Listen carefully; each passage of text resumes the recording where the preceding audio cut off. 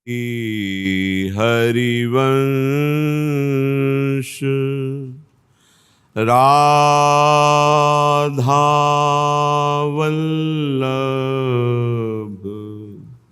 श्री हरिवंश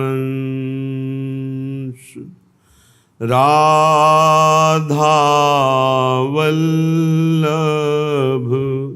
श्री हरिवंश राधावल्लभ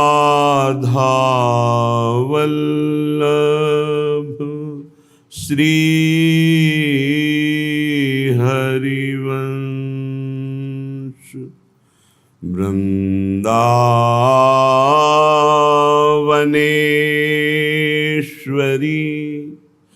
तवैव पदारविन्दम्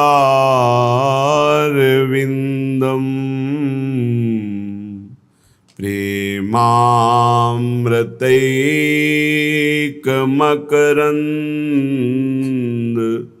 रसौघपूर्णम्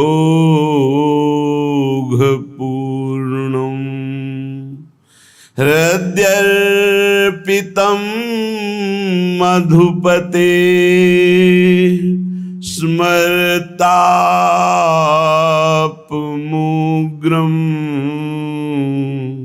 निर्वापयत् परम शीतलमाश्रयामि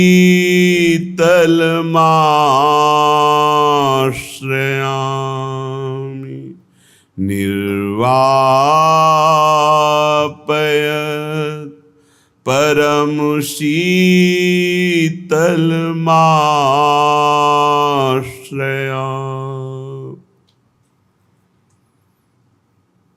तीन रसिकन की मैं बलिहारी। ऐसे रसिक महापुरुषों की बलिहारी जाऊं। अनन्य भय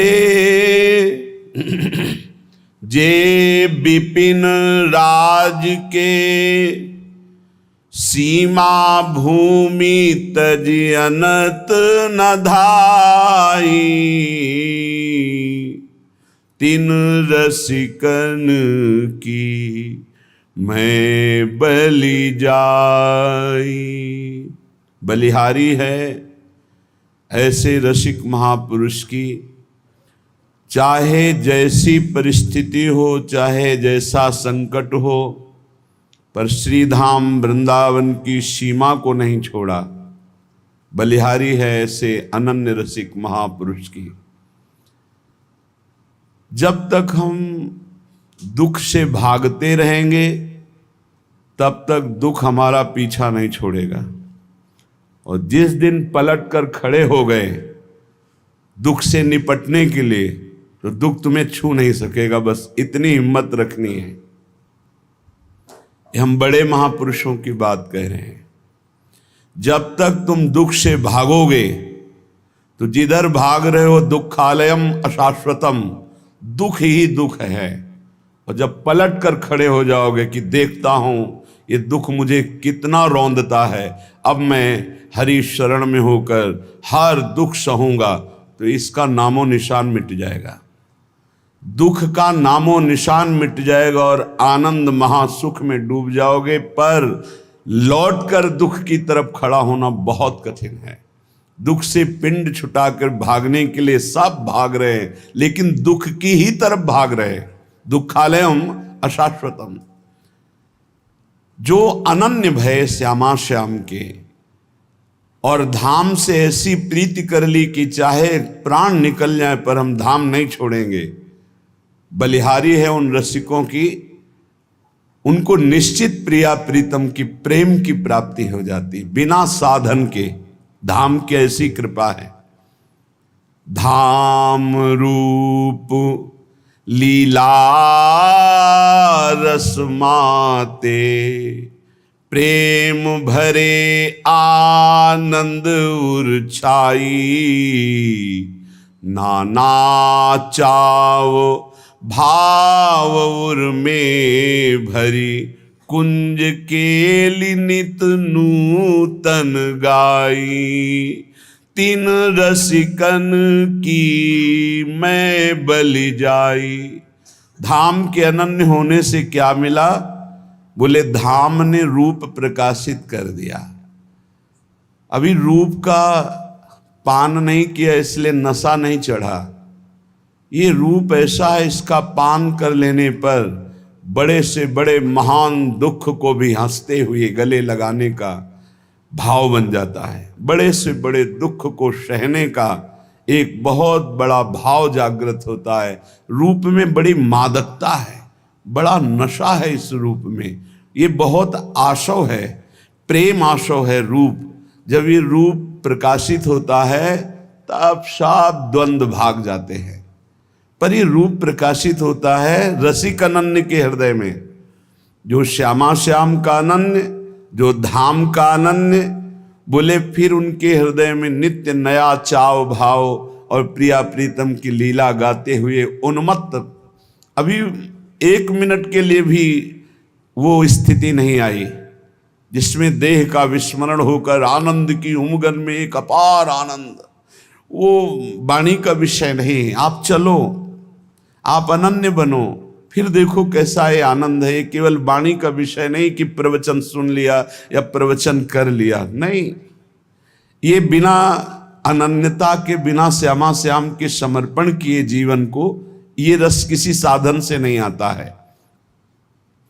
नख सिख शोभा पिय प्यारी की, निरखत रहे दृगन रसिकाई। सखी भाव छायो रहे उर में, दंपति को नित लाड़ लड़ाई। नित रसिकन की मैं बलि जाई, तीन रसिकन की मैं बलि जाई। जो धाम का अनन्य हो गया, श्यामा श्याम का अनन्य हो गया और आनंद भर कर उनकी लीला गुण गायन करते हुए उन्मत्त रहता है, बोले उसे बिना प्रयास के सखी भाव की प्राप्ति हो जाती है। और वो सखी भाव से दंपति सी प्रिया प्रीतम की समीपता का अनुभव करके नित्य प्रति उनको दुलार करता रहता है। ये दुर्लभ बात है, पर इसके लिए कमर कसना होगा कि हमें चाहे जितना दुख पड़े हम उस दुख को सहेंगे। संसार की तरफ जाने वाले को दुख ही दुख है, पर प्रभु की तरफ चलने वाले को थोड़ा दुख है। जैसे ऑपरेशन में कष्ट ही कष्ट है, पर इंजेक्शन शून्य का लगाकर बेहोशी का लगा के थोड़ा बस कष्ट है, फिर आप भूल जाएंगे।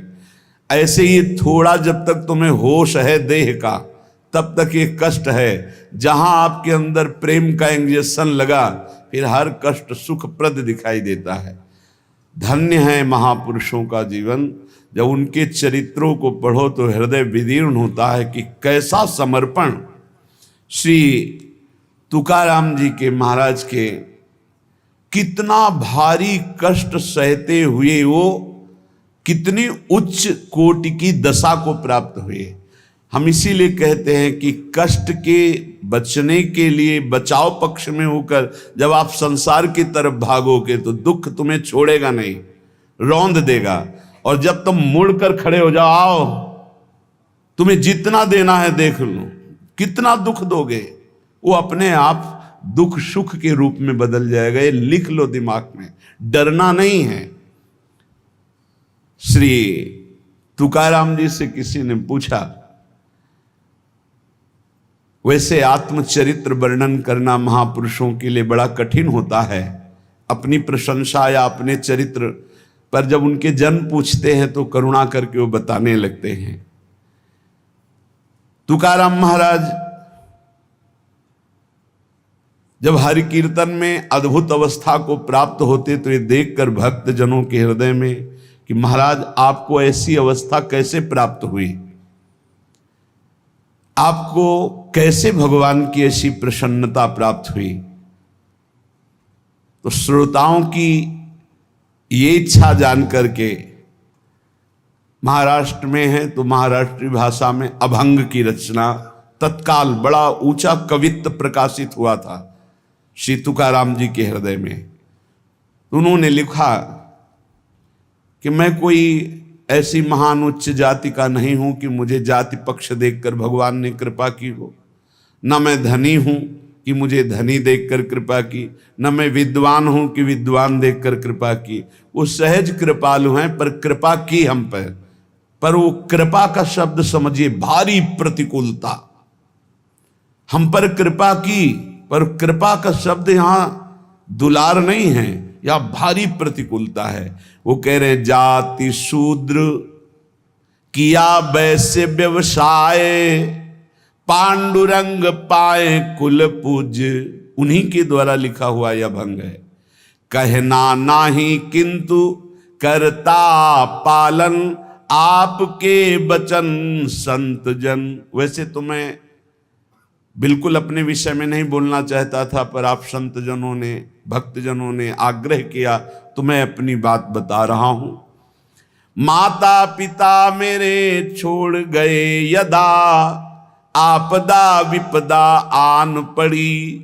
दुर्भिक्ष ने मारा छीना धनमान, गृहिणी बिना अन्न प्राण त्यागे। लज्जा बड़ी ग्लानि हुई कष्ट भारी, व्यापार में सारी पूंजी हारी। विठ्ठल देवल हुआ अति जीर्ण, उद्धार की मन बात आई। पहले कीर्तन फिर पुनः एकादशी, रहा ना अभ्यासी चित्त तदा। कुछ किए कंठ संतों के वचन, विश्वास सम्मान उर्धारे। जहां नाम गान गाऊं पद टेक, धरूं चित्त एक भक्ति भाव। श्री तुकाराम जी कहते हैं, संत पद तीर्थ किया सुधा पान, दिए लज्जा मान छोड़ पीछे। बन पड़ा जो भी किया उपकार, काया कष्ट कर हरि भजे।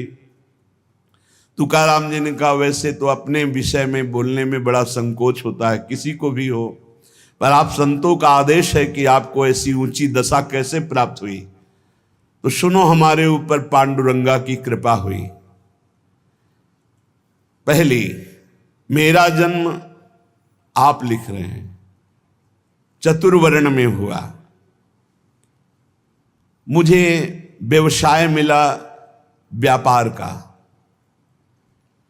लेकिन पांडुरंगा जब अपने में लगाना चाहता है तो व्यापार सफल कैसे हो सकता है?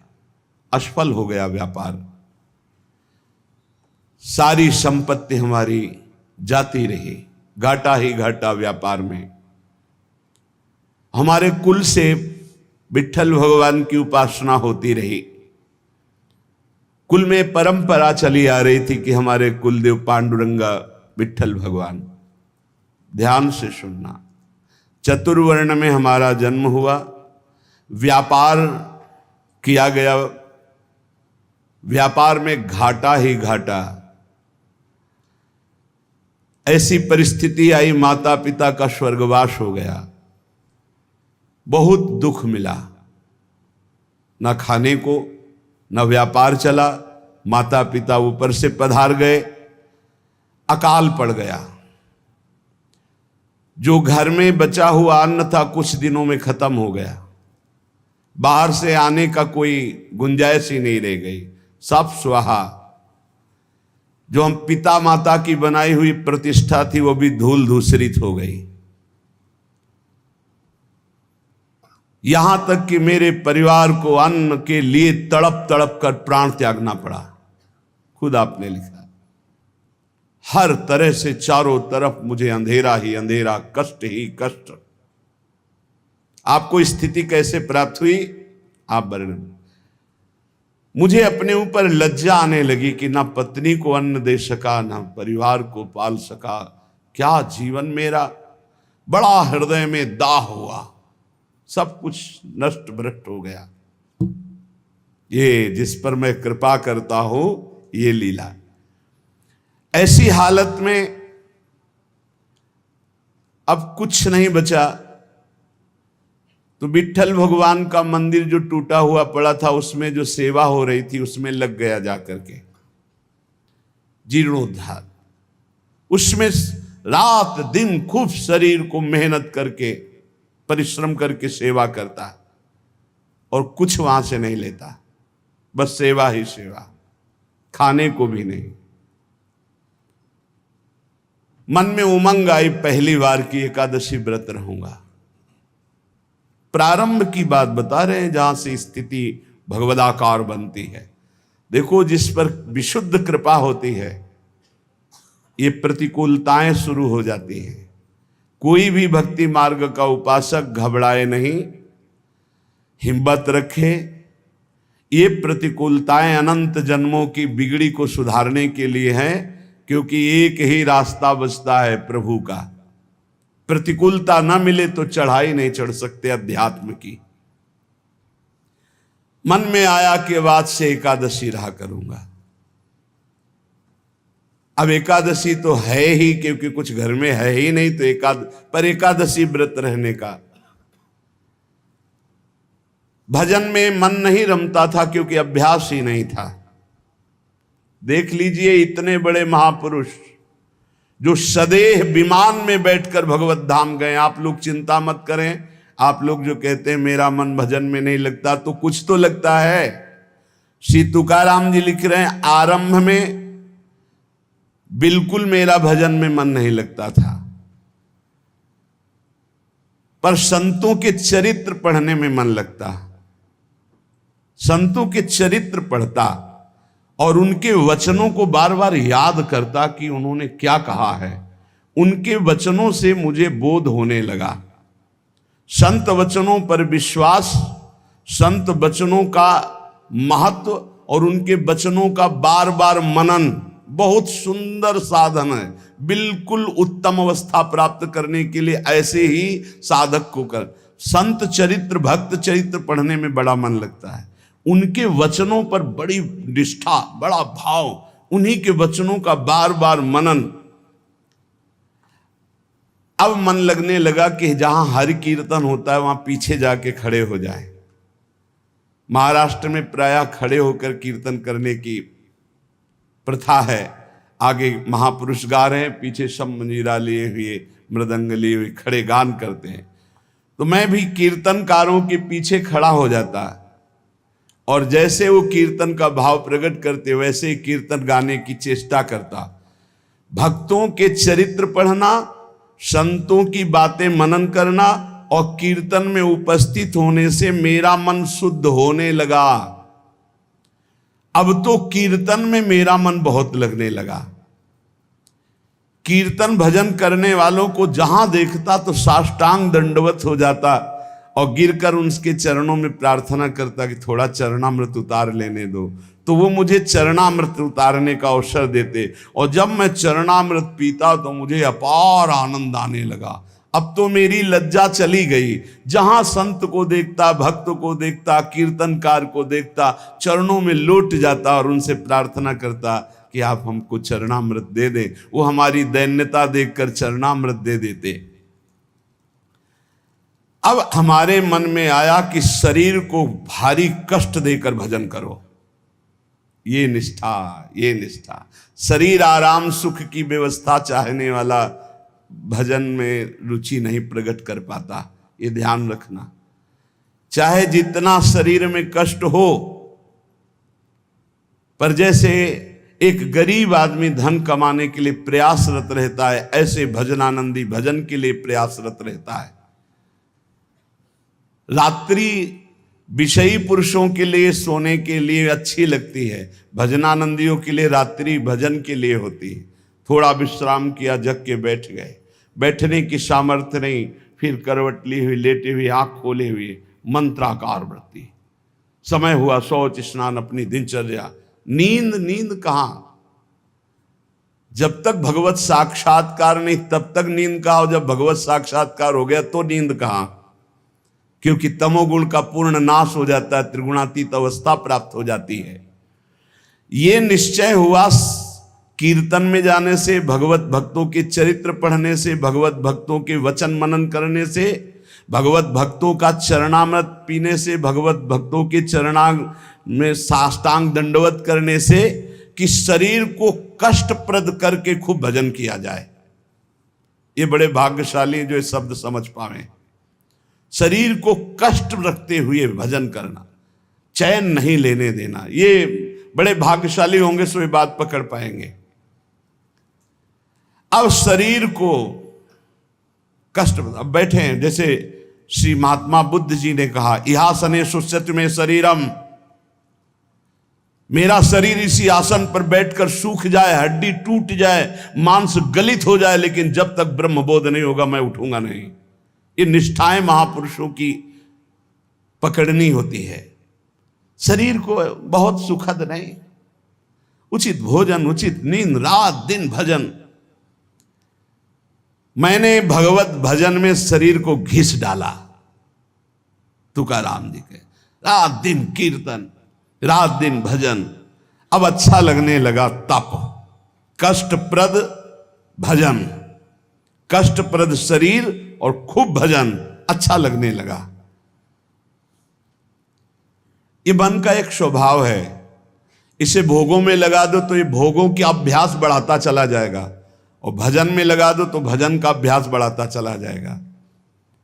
जब अन्न त्यागा, फलाहार में आए, तब फलाहार भी त्यागने की इच्छा जागृत हो गई कि सावन भर केवल जल पी कर रहेंगे, गंगा जल पी कर रहेंगे। बड़ा उत्साह, त्याग की तरफ तो मन क्रम बाई क्रम त्याग बढ़ाता चला जाता है, और भोग की तरफ बढ़ो तो मन क्रम बाई क्रम भोग बढ़ाता चला जाता है। ये चतुर उपासक त्याग की तरफ बढ़ता है, अविवेकी भोग की तरफ बढ़ता है। इस प्रकार मेरी परमार्थ की साधना आरंभ हुई। कथा सुनना, कीर्तन में सम्मिलित होना और संतों से प्यार करना। संतों को देखते ही एकदम लौट जाना, ऐसा लगना कि हो भाग्य।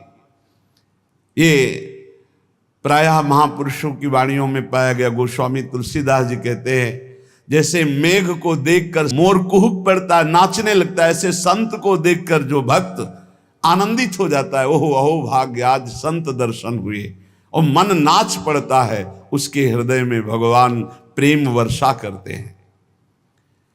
हमारा चित्त बस दो ही जगह लगने लगा, कथा कीर्तन और संत जन। परहित की बात आती तो शरीर की परवाह न करके दूसरों की सेवा करने में बड़ा सुख मिलने लगा। मेरी अवस्था देख करके जो मेरे स्वजन हैं उनको अच्छा नहीं लगा। नहीं लगेगा अच्छा, एक एक बात बैठा लो। कई लोग शिकायत करते हैं, परिवार के लोग हमसे ठीक से बात नहीं करते, हमारा उपहास करते हैं। आपका क्या, बड़े महापुरुषों का किया। परिवार के स्वजनों को ये अच्छा नहीं लगता, हमारा भजन, हमारा संत प्रेम, हमारा परोपकार, उनको देखी ये नहीं गई। भाई बंद, स्त्री, ये सब हमारा जो ये भाव है इसके विरुद्ध करने लगे। ग्रह प्रपंच में आसक्त जन मेरे भाव का विरोध करने लगे, मुझे निषेध करने लगे। संत दर्शन, संत सेवा, कीर्तन, भगवत कथा, ये स्वयं उनके वचन हैं। मैंने अपने हृदय में निश्चय कर लिया था, कठोर हृदय बना लिया था, हर दुख सहूंगा पर अब पांडुरंगा को नहीं छोड़ूंगा, अब विट्ठल को नहीं छोड़ सकता। किसी की कोई भी परवाह ना करके, घर परिवार के लोग इतना प्रपंच किए, मैं किसी की बात नहीं सुनता। पकड़ो बात, बिल्कुल ये सोधी हुई बात इसीलिए सुना रहा हूं कि प्रायः हर भक्त के जीवन में ऐसा ही होता है जो सच्चाई से चलता है। घर प्रपंच की बातें मेरे को बहुत सुनाई गई, बड़ा विरोध किया गया, पर मैंने निश्चय कर लिया, हृदय कठोर बना लिया, इस जन्म में अब भगवान को नहीं छोड़ूंगा। फिर मेरे मन में आया कि जड़ मूल से इस प्रपंच को उखाड़ फेंकूंगा। अब तो जब हमारे परिवार के जन हमारा विरोध करते तो मैं न देखता न उनकी बात सुनता और जोर जोर से कीर्तन करता। करो विरोध, कितना करोगे। राम कृष्ण हरि, जय राम कृष्ण हरि, जय विठल जय विठल। अब वो निंदा करें, वो उपहास करें, वो भगवत कीर्तन कर रहे हैं। जड़ से उखाड़ फेंकूंगा इस प्रपंच को। स्वजन अपनी ओर खींचते और विठल अपनी ओर खींचते, यही चलता है साधक के। एक तरफ भगवान का आकर्षण, एक तरफ माया का आकर्षण। पर हमने भगवान की तरफ, परमार्थ की तरफ कदम जोर से बढ़ाए। अब साधक का यह निर्णय है कि तुम माया के आकर्षण में जाते हो या प्रभु के आकर्षण में। लोग बार बार हमसे कहते कि तुम प्रवृत्ति मार्ग में हो, गृहस्थ धर्म में हो, तुम्हें ऐसा नहीं करना चाहिए। मैंने किसी की नहीं सुनी। अब इस जन्म में मुझे भगवत प्राप्ति करनी है, तुम्हारे किसी के उपदेश हमारे दृढ़ निश्चय को नहीं बदल सकते। इतनी खींचातानी जीवन में उपस्थित हो गई कि सत्य की पहचान के लिए मुझे मन को समझाना पड़ा कि तू मेरा साथ दे दे। अब जगत में तो कोई साथ नहीं दे रहा। अय मन, तू मेरा साथ दे दे, तू मेरा साथी बन जा और सत्य स्वरूप भगवान श्री हरि के पथ का अनुसरण कर, तू कृतकृत्य हो जाएगा। तुकाराम जी महाराज कह रहे, कोई साथ नहीं दे रहा। अय मन, तू तो मेरा साथ दे दे, मेरा साक्षी बन जा और भगवान सत्य स्वरूप हैं, उनके मार्ग का अनुसरण कर। इस असत्य संबंध, पति पुत्र परिवार, ये मिथ्या नश्वर प्रपंच भोग, तिलांजलि दे दे मन, तू मेरा साथी बन जा। मैंने बहुत लोगों के मतों को नहीं माना। मेरे हृदय में नित्य और अनित्य का विवेक जागृत हो चुका था, इसलिए मैंने सत्य को पकड़ा। केवल भगवान का मार्ग ही सत्य है, न ये संबंध सत्य है, न ये संसार सत्य है। इस प्रकार जब मैंने श्री हरि चरण प्राप्ति के लिए दृढ़ निश्चय कर लिया, तो उसी समय भगवान मेरे सदगुरु के रूप में पधारे। श्री बाबा चैतन्य ने मेरे हृदय देश में प्रकाशित होकर के श्री राम कृष्ण हरि इसका उपदेश किया।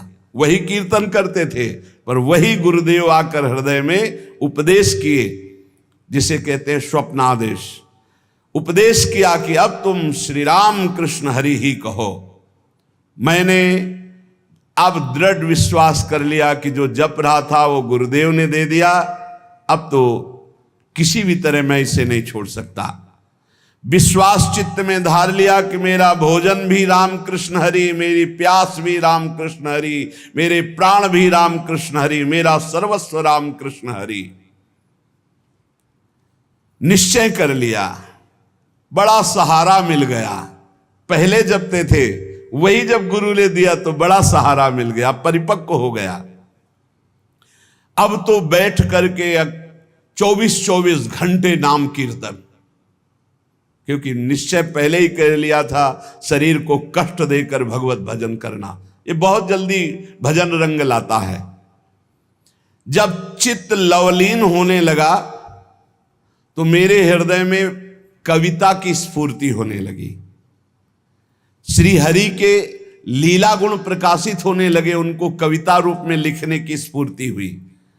श्री हरि का कीर्तन और श्री हरि प्रदत्त अभंग वाणी प्रकट हुई मेरे हृदय में। मैंने देखा कि मेरी बुद्धि में ये ताकत नहीं थी, ये मेरी बुद्धि में श्री हरि कीर्तन से प्रकाश हुआ, हरि लीलाओं का। ये भगवत प्रसाद से मेरे अंदर आया। ये भगवान की ही प्रेरणा से अभंग निकलते थे। मैं गदगद होकर के अश्रु प्रवाह करने लगा कि कैसी कृपा की मेरी बुद्धि में एक भी लीला नहीं थी और आज लीलाओं की बाढ़ आ रही, गुणों की बाढ़ आ रही है। मैंने श्री हरि चरणों के प्रति और दृढ़ विश्वास और दृढ़ श्रद्धा प्रकट हुई। क्रम चलता रहा। बीच में रामेश्वर भट्ट के द्वारा बड़ा हमारे साथ निषेध आघात हुआ। मैंने भगवान की कृपा समझी, निषेध आघात हुआ, उसको भी सहा। बड़े विघ्न डाले जाते हैं, ये माया भगवती बड़ी विचित्र है। भगवान की प्रेरणा से मैंने उसको भी सहा। समाज का विरोध, घर का विरोध, माया का नाना प्रकार तांडव, खाने को नहीं, हर अव्यवस्था। चलो भजन, यहां जरा सा कामना पूर्ति नहीं होती, बोले अश्रद्धा हो गई भगवान में। ये कोई भगत है? भगवान ही हमारे प्रीतम हैं, उन्हीं को प्रसन्न करना है, इसलिए नाम कीर्तन और सुंदर कवित्व रचना करके उनको सुनाता। जब मैं ऐसा करता तो बहुत लोगों ने मुझे अनुचित ठहराया। इन बातों को बहुत पकड़ना है, हिम्मत से चलना है। बहुत लोग विरोध करने लगे। जो मेरी लिखी हुई वाणी थी, बड़ा विरोध होने लगा।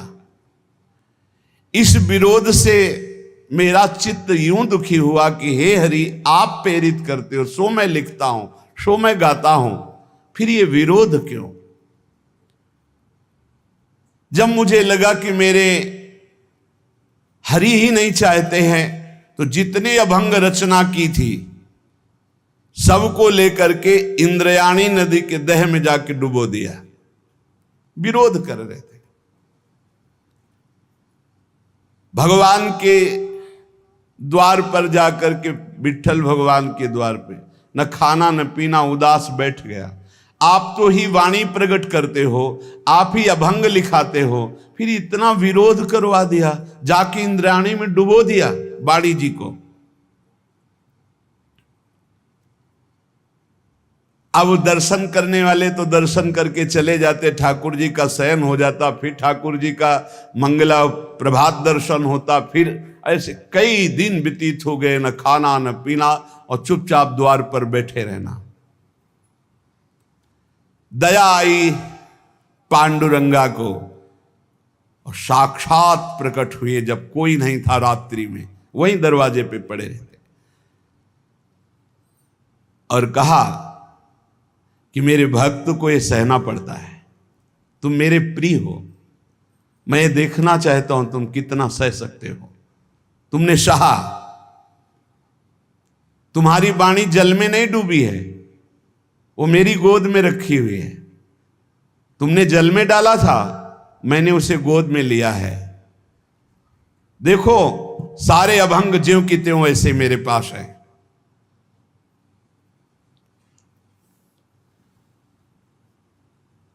अभंग ज्यों के त्यों, जैसे श्री भगवत ऋषि जी की वाणी यमुना जी में, तो यमुना जी ज्यों का त्यों, एक अक्षर भी गीला नहीं हुआ था, ज्यों का त्यों ले। ऐसे भगवान ने कहा, जो तुमने इंद्राणी में डुबो दिया ना अपनी वाणी, कि सब विरोध करते, मैंने अपनी गोद में लिया है। ये रहस्य रघुनाथ कर बेग न जाने कोई, सहना पड़ेगा इतने बड़े महापुरुष को भी। कितने कष्टों से ही भरा जीवन। तुकाराम जी, भगवान का सगुण साक्षात्कार करके, भगवान से बात हुई, भगवान ने दर्शन दिया।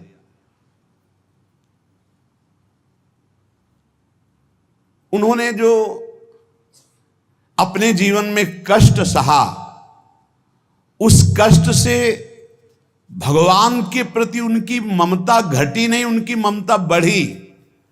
भक्त वही है कि जितना उन कष्ट मिले, जितनी विपरीतता आवे, उतना भगवान के प्रति प्रियता बढ़नी चाहिए। श्री तुकाराम जी ने भगवान के जितने अभंग लिखे थे, सब सुरक्षित भगवान के पास। सगुण साक्षात्कार भगवान का किया। प्रपंच से तुकाराम जी का चित्त तो वैसे उच्चाट हो चुका था परमार्थ की ओर चले। परमार्थ ही परमार्थ था, पर आगे का मार्ग सूझता नहीं था कि कैसे चले, कहां चले। जब कोई भगवत मार्ग में चलता है तो एक ऐसा यात्रा का समय आता है जहां ना परमार्थ सूझता है और ना प्रपंच अच्छा लगता है। प्रपंच से चित्त उचाट और परमार्थ सूझता नहीं है। इस समय अगर उसे महापुरुषों का संग न मिले तो फिर यात्रा में बाधा पड़ जाती है। ये पकड़ लो, परमार्थ सूझता नहीं आगे और प्रपंच अच्छा नहीं लगता। बड़ी शून्याकार स्थिति होती है, ना आनंद की उमगन होती है, ना ऐसा, बड़ी शून्याकार स्थिति हो। इसमें सत्संग की बहुत आवश्यकता होती, जो इस यात्रा को पार करने में साधु संग बहुत लाभप्रद होता है। जब तक प्रपंच बिल्कुल उतर नहीं जाता, परमार्थ सूझने नहीं लगता, अर्थात आनंद की अनुभूति नहीं होती, तब तक साधक को बहुत सावधान रहने की जरूरत है। मनोभूमि में जब तक वैराग्य शुद्ध प्रकट नहीं होता तो उसमें गुरुजनों के द्वारा जो बोया हुआ बीज है परमार्थ का, वो अंकुरित नहीं होता। जब ज्ञान बीज अंकुरित हो जाता है तो जीवन मुक्त होने के लिए प्रबल लालसा जगती है। अब कुछ नहीं, अब तो मैं ब्रह्मबोध प्राप्त करूंगा, तत्वबोध प्राप्त करूंगा, जीवन मुक्त हो जाऊंगा। और जब ये लगन लग जाती तो फिर कोई प्रपंच, कोई नियम, कोई उपदेश किसी का ऐसा नहीं असर करता है कि वो प्रपंच की तरफ ले जाए। अरे आप प्रवृत्ति मार्ग के गृहस्थ के हैं, आपको ऐसा करना चाहिए, आपको ऐसा नहीं करना चाहिए, ये तब तक जब तक ज्ञान का अंकुरण नहीं हुआ। जो जीवन मुक्त महापुरुष हैं, मानवीय दृष्टि से उनको पहचाना ही नहीं जा सकता है। हां, जो मुमुक्ष जन है, वो जो भगवत प्राप्ति करना चाहते हैं, वो इस बात को पकड़ पाएंगे। नहीं तो जो विषयी भोगी हैं उनको कैसे अच्छा लगेगा कि हमें कष्ट हो और हम भगवान की तरफ चलें। भगवत प्रसाद पाने का अधिकारी वही है जो दुख सहने के लिए कमर कस लिया है। अब कूद पड़ा मैं भगवान के मार्ग में, अब जितना दुख पड़ेगा मैं सहूंगा। बचपन से पूरे जीवन तक महापुरुषों को कष्ट ही कष्ट का पाला पड़ा है। ये बाहरी क्या जाने, बाहरी तो बाहरी चीज देखते हैं ना, वो आंतरिक चीज नहीं देख पाते। कष्ट ही कष्ट, जितनी ऊंचाई अध्यात्म की होती है वो कष्ट से होती है। ये जितने सुखद ऊंचाई नहीं है, आंतरिक ऊंचाई नहीं है, ऊंचाई है अध्यात्म की ऊंचाई, अंदर के द्वंद्वों पर विजय प्राप्त कर लेना, ब्रह्म तत्व का बोध हो जाना, भगवत साक्षात्कार हो जाना। ये ऊंचाई कौन देख पाएगा? मोक्ष मार्ग में चलने वाले या भगवत प्राप्ति के मार्ग में चलने वाले साधु जनों का, भक्तों का पहला पड़ाव होता है कि अपनी निष्ठा परिपक्व करे। पहला कदम मजबूती है कि अपनी निष्ठा परिपक्व करे। कोई तुम्हें साथ नहीं देगा, कोई तुम्हारा इस मार्ग में मित्र नहीं होगा। जिसको मित्र बनाओगे वो घसीट लेगा प्रपंच की तरफ। आपको अकेले चलना है। आज तक का पूरा खुद का अनुभव है, इस मार्ग में अकेले चलना है। इस मार्ग में हमको मरना है। जीवित मर जाए उलट आप में समा यह है दिलगिरी। हर समय कष्ट, 1 मिनट का कष्ट, हर समय का कष्ट, पूरे जीवन का कष्ट। मृत्यु जब तक नहीं होगी तब तक का कष्ट। लेकिन उस कष्ट से ना उदास, ना निराश, ना हताश, पूरे जीवन की बात है। जब साधक पहले पड़ाव में दृढ़ हो जाता है, पहला पड़ाव यही है, सुख की तरफ आकर्षित नहीं होना, दुख से हमें मुख नहीं मोड़ना, तब उसे साधकों को सत्संग मिलता है, शुद्ध संत संग। उस संत संग से शुभेच्छा जागृत होती है, मुझे भगवत प्राप्ति करनी है। पहला पड़ाव तुम्हें सुख घसीटेगा, कदम नहीं बढ़ा देना सांसारिक सुख की तरफ। दुख तुम्हें भयावह लगेगा, कदम उसी की तरफ बढ़ाना। यह है भगवत प्राप्ति के मार्ग का पहले साधक का कदम। पकड़ो, सुख घसीटेगा, सुविधाएं घसीटेंगी, सुख सुविधा की तरफ कदम नहीं बढ़ाना। दुख घसीटेगा, भयावह दिखाई देगा, चलो दुख की तरफ चलो। और जिसने दुख की तरफ कदम बढ़ा दिया भगवत मार्ग में, वो महासुख को प्राप्त हुआ। दूसरा उसको क्या संग? संत संग मिलता है, विशुद्ध संत संग। उससे शुभेच्छा जागृत होती, अशुभ कर्मों का त्याग और भगवत प्राप्ति की प्रबल इच्छा। ऐसे पुरुष को प्रापंचिक रिश्ते नातेदारों से बैठकर बात करना, ये सब कुछ अच्छा नहीं लगता। पहला पड़ाव भोगों की सुविधा मिलेगी, उसकी तरफ से ना बोलना है।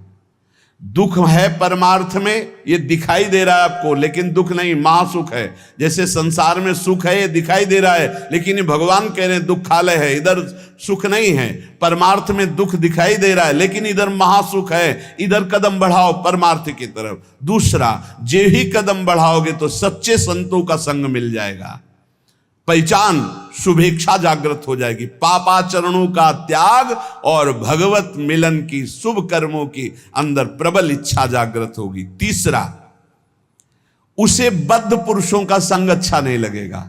ये रिश्तेदार, नातेदार, सांसारिक भोगों में फंसे हुए लोग, ये अच्छा नहीं लगेगा। भले वो संसार के बीच में रह रहा है, लेकिन उसको इनसे प्रपंच की बातें करना, संसार के लोगों की रिश्ते नाते की बातें ये अच्छा नहीं लगता। आंतरिक जब मन का आकर्षण भोगों की तरफ होता है, उस भोगों से मन को जलाते हुए परमार्थ की तरफ चलना है। क्या जाने संसारी पुरुष, इनको तो जब जो इच्छा हुई सो भोग लिया, ये क्या जाने चढ़ाई को, ये तो खिसकते हुए गए नरक की तरफ। और वो जब साधक संभल कर चलता है, तब इनको लगता है नहीं नहीं, परमार्थ में इतनी ऊंचाई पर नहीं, भ्रष्ट करने के लिए वो उपदेश देते। तो बद्ध पुरुषों का संग ऐसे साधकों को अच्छा नहीं लगता। उसको अच्छा लगता है भगवत प्रेमी महात्माओं का संग, भगवत मार्ग की चर्चा करने वाले, कैसे हम माया पर विजय प्राप्त करें, कैसे भगवान से अनुराग प्राप्त करें। सजाती संतों का संग अच्छा लगने लगता है, और उसमें संतों के प्रति जो भाव आया, उससे सद्गुणों की वृत्ति बढ़ने लगती है। सद्गुण जो भगवान को प्रसन्न करे, सद्गुण जो भगवान की प्रीति प्रदान करे। प्रपंच से पूरा मन हट जाता है उस साधक का। चौथी स्थिति आई, प्रपंच से पूरा मन हट जाता, बिल्कुल अच्छा नहीं लगता। जैसे स्वप्न झूठा, ऐसे संसार झूठा दिखाई देने लगता है। उमा कहूं मैं अनुभव अपना, सत हरि भजन जगत सब सपना। तब उसका हृदय, बहुत ध्यान देने योग्य, भगवान अपनी तरफ घसीटने लगते हैं। इतनी स्थिति के बाद ये संयोग वही बनाते हैं। श्री तुकाराम जी कहते हैं, फिर चित्त ऐसा घसीटते हैं, देव वसे ज्याचे चित्तिम त्याची घड़ावी संगति। ऐसा चित्त घसीटा कि अब तड़पड़ाहट प्रकट हो गई, व्याकुलता प्रकट हो गई, भगवत मिलन की चाह की। फिर भगवान सिद्ध सदगुरुदेव की समर्पण वृत्ति करवाते हैं। इसके बाद, इतने के बाद सिद्ध सदगुरुदेव की समर्पण वृत्ति कराते हैं। और जहां सिद्ध सदगुरुदेव की समर्पण वृत्ति हुई, उसके आचार, विचार, चिंतन सब उसी कोटि होने लगे। महापुरुषों का प्रभाव होता है कि बहुत कम समय में, जो हजारों वर्ष की साधना से नहीं होता, कम समय में परिवर्तन प्रारंभ होना शुरू हो जाता है। उसमें वो सब सामर्थ्य आने लगती, वो सद्गुण आने लगते हैं, जिससे वो प्रभु को रिझा सके। श्री तुकाराम जी कहते, फिर ऐसे जब महापुरुष का संग लाभ हुआ तो अवलंब दृढ़ हो गया, शरणागति पुष्ट हो गई, आत्मसमर्पण पुष्ट हो गया। उसके अंदर ये बातें आने लगी। उपास्य, जो संप्रदाय अनुसार इष्ट देव प्राप्त हुए, उन इष्ट देव में सर्वभाव, श्री राधा वल्लभ मेरो प्यारो, जैसे यहां कह रहे हैं, पंढरपुर निवासी पांडुरंगा में पूर्ण आसक्ति। ऐसे वृंदावन निवासी श्री राधा वल्लभ लाल में पूर्ण आसक्ति, बस राधा वल्लभ लाल को हृदय ध्यान मुख नाम, मेरो प्यारो राधा वल्लभ मेरो प्यारो, सर्वोपरि सबहिन को ठाकुर, सब सुखदान हमारो प्यारो, मेरो प्यारो राधा वल्लभ मेरो प्यारो। अपने उपास्य देव में जब सदगुरुदेव की प्राप्ति हुई तो ऐसे चित्त आसक्त हो गया, हटाए नहीं हट सकता, प्राण प्यारे एकदम वो हृदय का विषय। दूसरा, अपने आचार्य की वाणी में अपने इष्ट का जो जस गाया गया है, जैसे श्री तुकाराम जी कह रहे हैं श्रीमद् भागवत और श्रीमद् भगवत गीता, क्योंकि विठ्ठल भगवान श्री कृष्ण, तो श्रीमद् भागवत और श्रीमद् भगवत गीता प्राणों से भी अधिक प्यारी। ऐसे श्रीमद् चतुरासी जी, श्रीमद् राधा सुधा निधि, ये प्राण से भी अधिक प्यारी। सिद्ध सदगुरुदेव के मिलने पर इष्ट देव में परमासक्ति और इष्ट ग्रंथ में परमासक्ति। चतुरासी जी तो ऐसे हो जानी चाहिए जैसे कक्षा 1 2 3 4 में ककहरा मात्रा पहाड़ा याद हो जाता है ना, ऐसे याद हो जानी चाहिए चतुरासी जी। इष्ट ग्रंथ कंठ में विराजमान हो जाना चाहिए। तीसरा, ये अभेद भक्ति है। जैसे लोगों को, ज्ञानी जनों को ये बात बनी रहती है कि भक्ति करने वाले भेदभाव से युक्त रहते हैं। श्री तुकाराम जी कह रहे हैं ये अभेद भक्ति है, ये द्वैत से आगे अद्वैत और अद्वैत पद में स्थित मोक्ष सुख के भी त्यागी ये भक्तजन होते हैं। बड़ी ऊंची स्थिति होती है प्रेम की। अद्वैत सिद्धांत के आगे कौशल पूर्वक ये अभेद सिद्ध स्थिति प्राप्त होती है, इसी को प्रेम कहते हैं। इस प्रेम में द्वैत रहता ही नहीं है। वो जो नहीं समझ पाते वो समझते हैं भक्ति का मतलब है द्वैत, द्वैत नहीं, अभेद भक्ति, अद्वैत भक्ति, मोक्ष के परे की भक्ति और अभेद को सिद्ध करके प्रेम में स्थित हो जाना। अभेद के भेद किया निज अंग, पावे सारा जग प्रेम सुख, यह अभंग श्री तुकाराम जी का। भक्ति की ऐसी पराकाष्ठा जिसमें एको ब्रह्म द्वितीयो नास्ति का अनुभव करके आगे बढ़ जाना, ये ज्ञान से भी श्रेष्ठ है हरि विठ्ठल की प्रेम लक्षणा भक्ति। वही भक्ति वही ज्ञान, एक विठ्ठल ही जान। द्वैत भाव से नहीं, ये द्वैताद्वैत, द्वैत से अद्वैत और अद्वैत से फिर प्रेम की स्थिति। चौथा, मुख्य साधना गुरुदेव के द्वारा जो बताई हुई पद्धति है, उसमें विशेष रूप से 2 बातों की विशेषता, एक तो नाम कीर्तन की विशेषता और एक गुण कीर्तन की विशेषता। भगवान की लीला कथाओं का श्रवण कथन और नाम कीर्तन, ये 2 प्रेम लक्षणा भक्ति के लिए विशेष साधन है। और गुरु कृपा से दोनों खूब जोर से चलते हैं। अखंड नाम कीर्तन चलता है और वाणी लीलाओं का गायन चलता रहता है।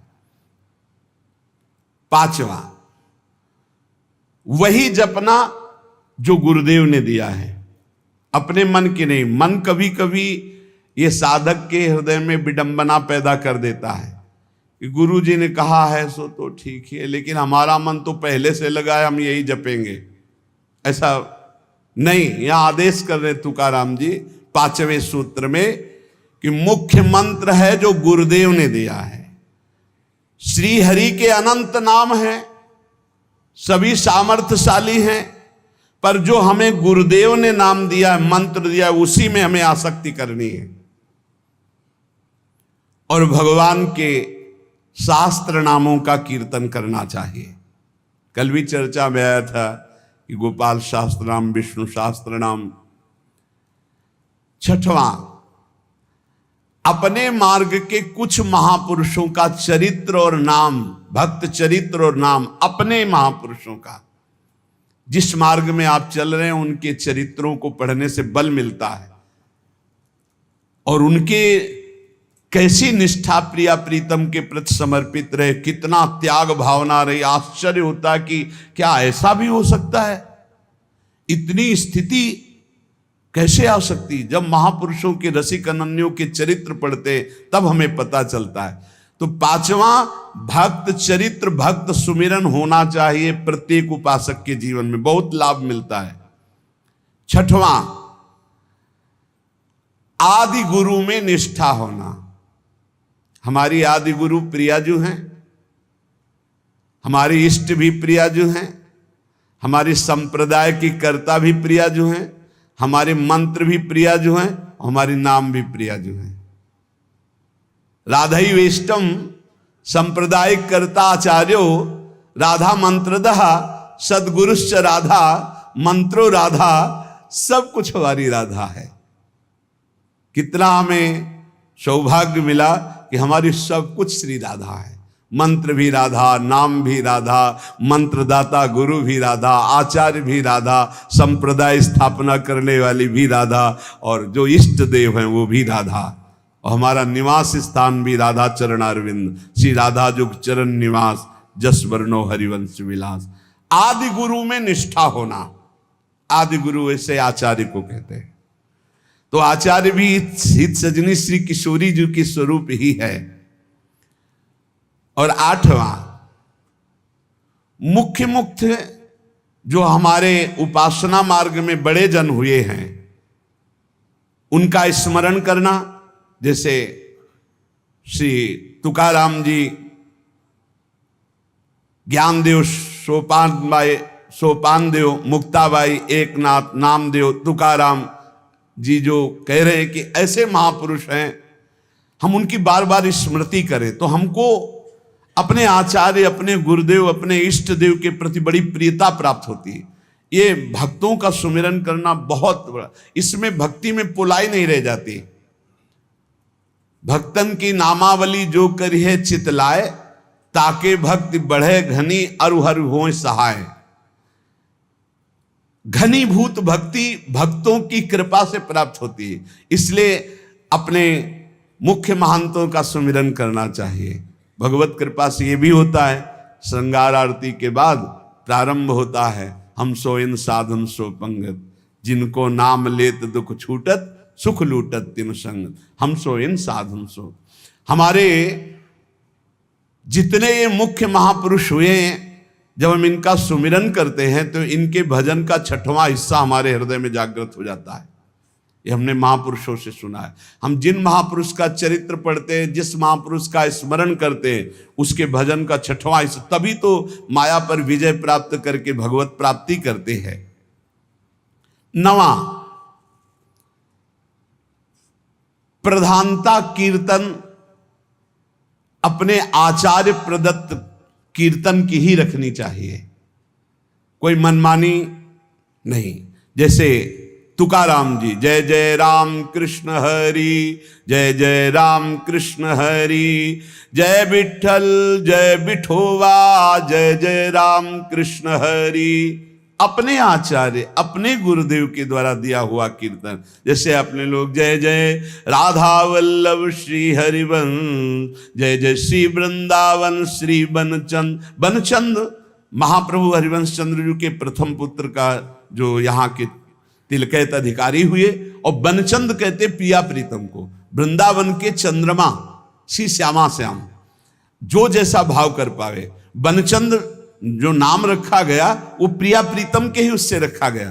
प्रिया वृंदावन के चंद्रमा श्री प्रिया प्रीतम, ये नाम रखा गया महाप्रभु के बड़े पुत्र का। जैसे श्री कृष्ण चंद्रजू महाराज, श्री गोपी नाथ जो महाराज, तो ये सब प्रभु के ही नाम तो रखे गए। तो ये जो बनचंद है ये प्रिया प्रीतम का संबोधन है कि प्रिया प्रीतम जो वृंदावन के चंद्रमा युगल चंद्र हैं। जय जय राधा वल्लभ श्री हरिवंश, जय जय श्री वृंदावन श्री बनचंद। तो प्रधानता अपने आचार्य गुरुदेव प्रदत्त कीर्तन की ही रखे कीर्तन में। और पूज्य जितने विश्व के संत महात्मा हैं, विश्व के भारत के ही नहीं, अतिथि, संत, भक्त, ये सब जो श्री कृष्ण से संबंध मानने वाले हैं, ये सब हमारे पूज्य हैं। ऐसी सदैव भावना रखे।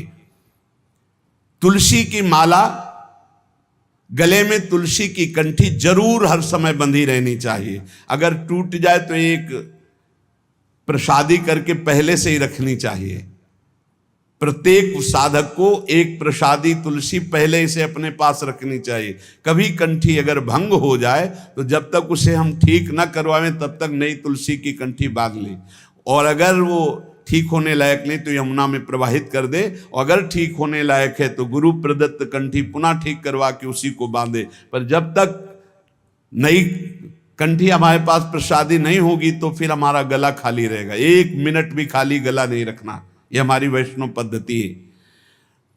गले में तुलसी की माला और नाम जप के लिए तुलसी की माला, गले में तुलसी की कंठी और तुलसी की माला से ही नाम जप होता है। हमारा जो वैष्णव जनों का नाम जप होता है वो तुलसी की माला से होता है।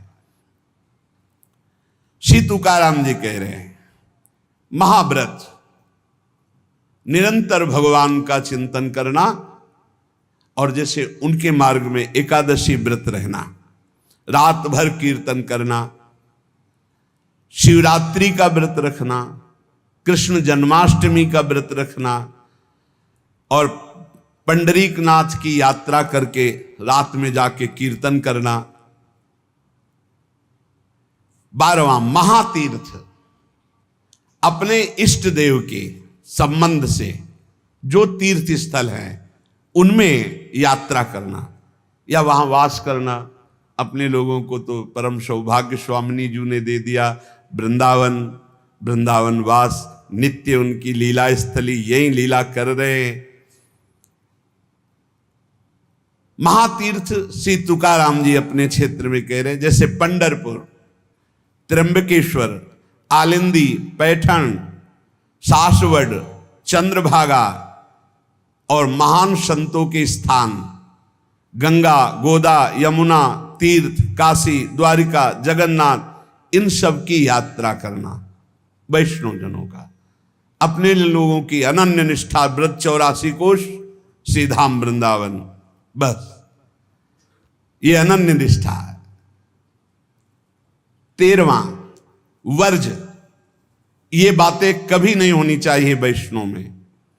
पराई स्त्री का काम भाव से स्पर्श, संयोग, दृष्टि, चिंतन, संभाषण पूर्ण रूप से त्याग होना चाहिए। पराई स्त्री की वैष्णवजन गृहस्थ भी होते हैं, वैष्णवजन विरक्त भी होते हैं। तो जो गृहस्थ हैं वो अपनी स्त्री में धर्मानुकूल, और जो विरक्त हैं भगवत भाव से। पहला वर्ज, पर स्त्री के प्रति दोष दर्शन, पर स्त्री के प्रति भोग वृत्ति की भावना बिल्कुल त्याग दे, नहीं भगवत मार्ग में आगे नहीं बढ़ पाएगा। दूसरा, छल कपट आदि करके दूसरे का धन अपहरण करने की बात रखना कभी नहीं होना चाहिए। दिखावा करके, दंभ करके, पाखंड करके, किसी भी तरह से दूसरे से धन ऐंठने की इच्छा रखना, फिर आप वैष्णव पद्धति में फिसल जाएंगे, आगे नहीं बढ़ पाएंगे। तीसरा, किसी की भी निंदा करना नहीं करना है। पर निंदा बिल्कुल ना सुननी है ना करनी है। अगर वैष्णव धर्म में स्थित रहना है, परमानंद प्राप्त करना है, पहला नियम किसी भी माता बहन के प्रति काम भाव नहीं। दूसरा नियम किसी के भी धन को किसी भी तरह से ठगाई ना करे। तीसरा, पर निंदा ना सुने ना पर निंदा करे। चौथा, जो संतों ने भोजन निषेध किया वो नहीं करना चाहिए। मांस, मद्य, मछली, अंडा और जैसे प्याज लहसुन, इनको त्याज्य।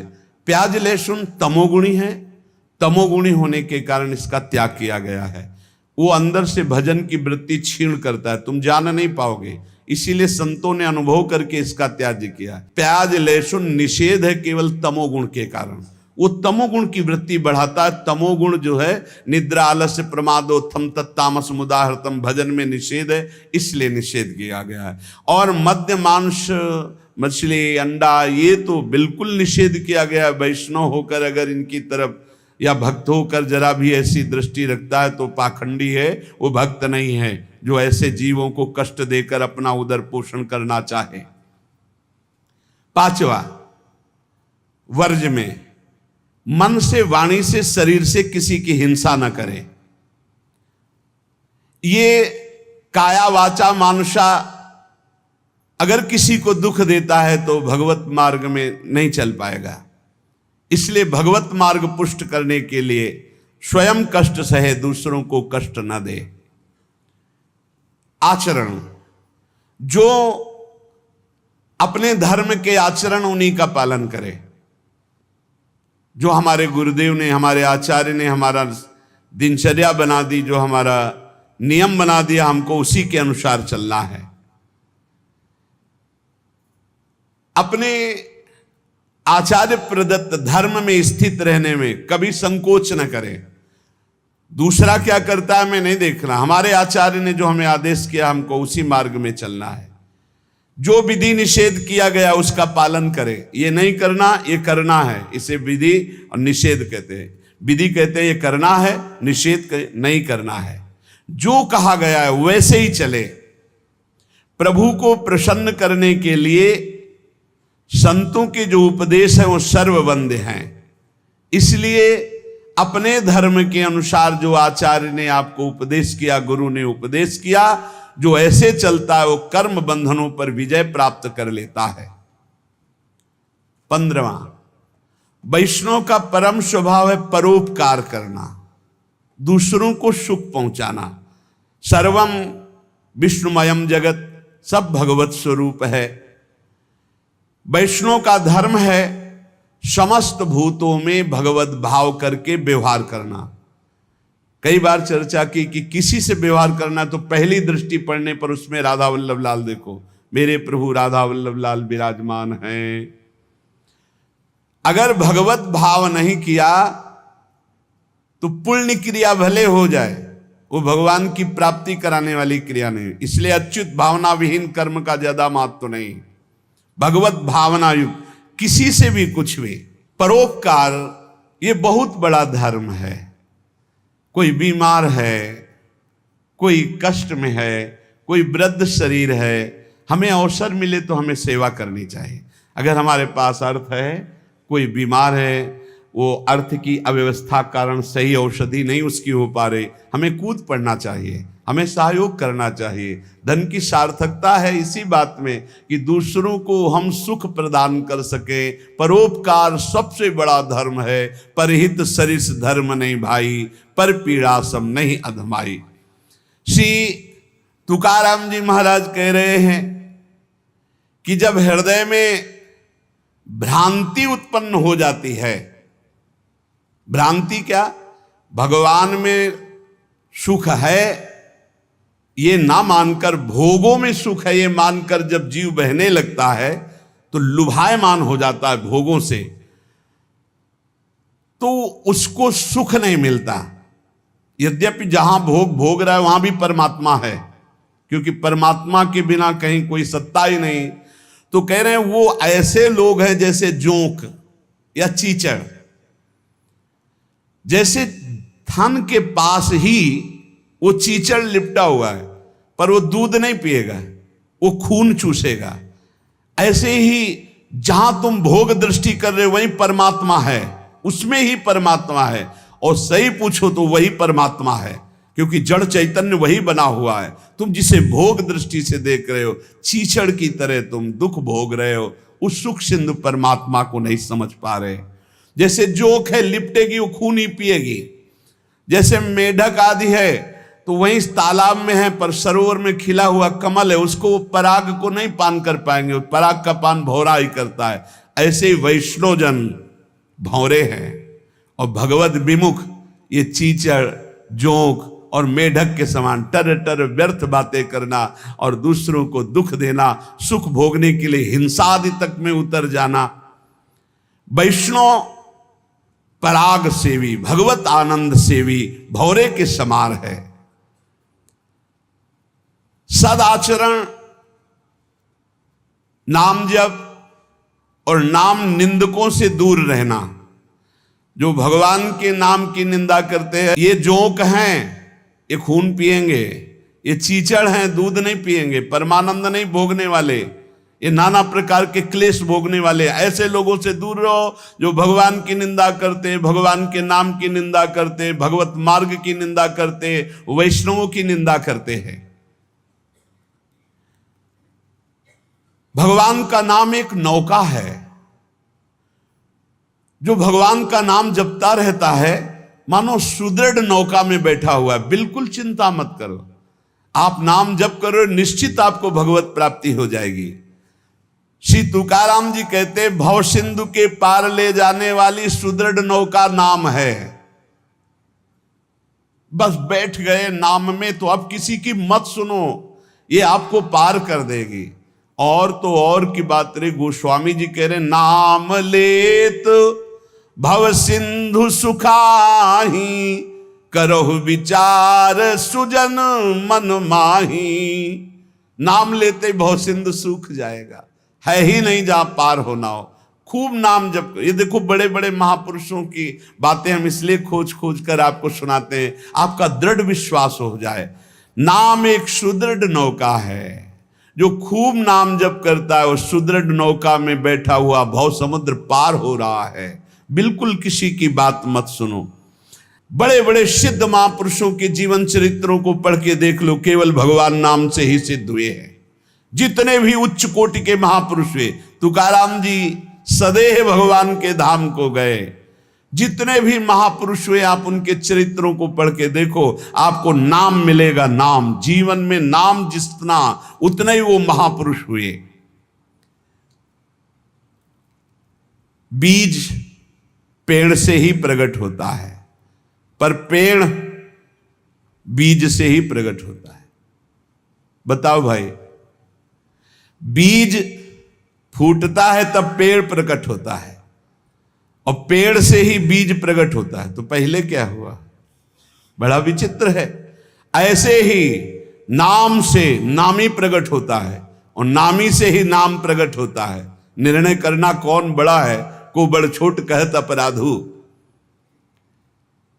तुकाराम जी कहते हैं, पेड़ के पेट में बीज है, तभी तो फल रूप में आकर फिर बीज बनता है, और बीज के पेट में पेड़ समाया हुआ है।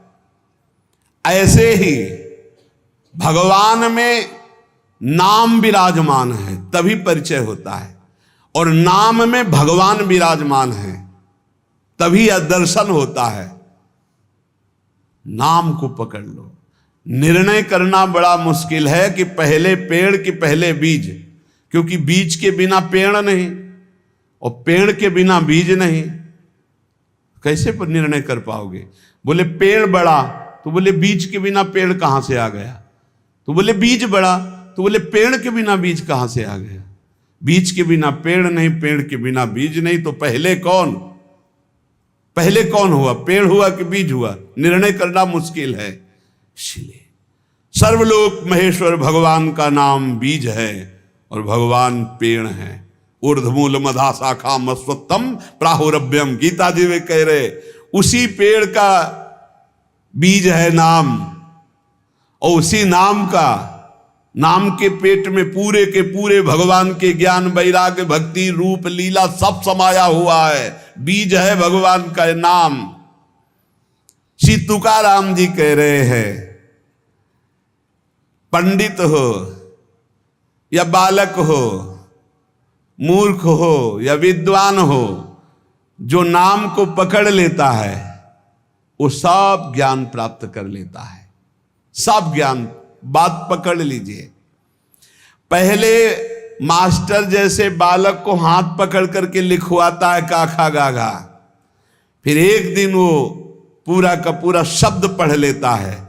ऐसे प्रारंभ में गुरुदेव साधन बताते हैं। बहुत ही कड़वा लगता है, लेकिन जब वो तो सब ज्ञान उसके अंदर जागृत हो जाता है, सब वैराग्य भक्ति सब अंदर जागृत हो जाता है। क्या जुगनू कभी सूर्य की तेज की समानता कर सकती है?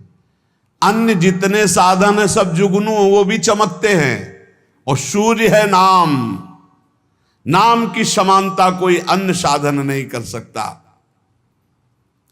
इसलिए सूर्य स्वरूप भगवान के नाम का निरंतर गाय, अन्य साधनों की तरफ दृष्टि मत दो। अखिल जगत महासुख से पूर्ण नजर आएगा जिस समय निरंतर नाम चलेगा। लीला मात्र भगवान का ये माया क्षेत्र है, एक लीला मात्र। ऐसे तर जाओगे तुम्हें समझ भी नहीं पड़ेगा, सुख पूर्वक संसार से तर जाओगे। इस माया जाल से समाप्त होने के लिए तुकाराम जी कह रहे हैं, केवल मुख से तुम नाम उच्चारण करो, भवबंधन अपने आप छिन्न भिन्न हो जाएगा। केवल नाम उच्चारण करो। ये बड़े बड़े महापुरुषों के वचन हैं। भाव सिंधु से पार हो जाओगे बिना प्रयास के, सुख पूर्वक यदि नाम जप करोगे। नाम जप की रुचि और बढ़े, इसीलिए ठाकुर सेवा का सौभाग्य मिला है। जैसे जैसे हृदय पवित्र होगा अपने आप नाम जप स्फुरित होने लगता है। तो जब ठाकुर सेवा का तुम्हें अवसर मिले तो जरूर दौड़ भागो, क्योंकि वो नाम जप में प्रीति बढ़ाएगा। ठाकुर सेवा, श्री जी की सेवा, ये तुम्हारे भजन की वृद्धि कर देगी। इस पे कभी ऐसा मत सोचो कि एकांत में बैठकर अगर मैं नाम जप करता तो ठीक था, ये हमको तो सेवा में लगना। सेवा से नाम जप की प्रीति और बढ़ती है। अगर देवालय में सेवा मिले या अपनी कुटिया में ठाकुर सेवा विराजमान करके मिले, देखो भाट की तरह उनकी स्तुति करो और तुच्छ नीच भाव रखकर अपने को उनकी सेवा में लगा दो, तो तुम्हारे हृदय में नाम सतत चलने लगेगा। जैसे सूत मागध बंदी जन राजा का गुण गाते हैं, ऐसे दैन्य होकर के प्रभु के गुण गाओ। देखो ना बड़े बड़े महापुरुषों के, सूरदास जी के अश्रु चल रहे, पद गा रहे, ठाकुर जी बैठे सुन रहे।